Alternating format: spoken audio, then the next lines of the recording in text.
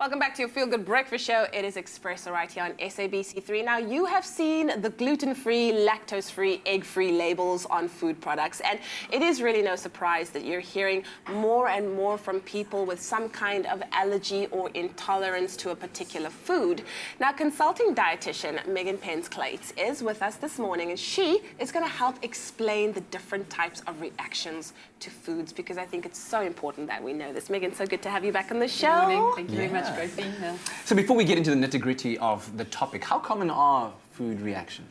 Well, in actual fact, most people would say about 20 to 30%, but when you go and look at the real stats, we're only looking between 2 and 5% of people with actual food allergies.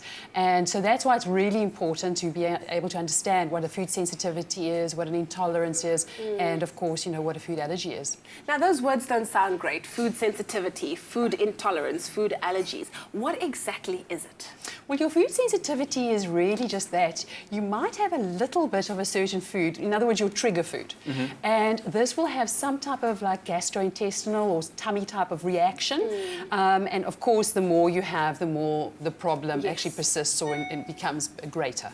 So that's particularly your food sensitivity. And then with that said, then how do you define a food intolerance? Okay, so your food intolerance, two typical food intolerances that we are aware of, is your lactose intolerance, which lactose is your milk or your cow's milk intolerance, and the actual milk sugar in the cow's milk. And then we've got the gluten as well. And many people have a problem because it sometimes is a lack of sufficient enzyme. And the enzyme actually helps to digest the actual food.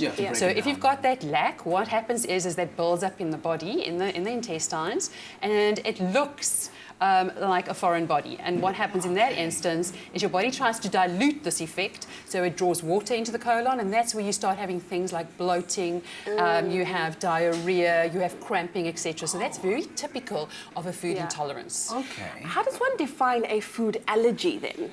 Okay, so now food allergy is where it's actually the immune system is involved, and that involves really other parts of the body as well. Where your intolerances really look at the gut. You are looking at, for example, respiratory, so it could be breathing that becomes a problem. It could be laboured. You're looking at something like hives that occur, welts on the skin, swelling, etc. So that's a little bit more dangerous, and there, very importantly, is quantity doesn't really play a role. You can really just be exposed and have a reaction, and it can be quite severe. So people, you know, if you want to make sure that you do have a food allergy, be tested, go to the doctor, go then to a dietitian, because it is important. If you're going to leave out a food, very often there are nutrients that can be affected by leaving out a certain food group or certain foods, and they will teach you as well how then to actually identify. And also, very importantly, you want to make sure that if you've got a child that has a food allergy, that they can also be aware of certain foods that they can't eat.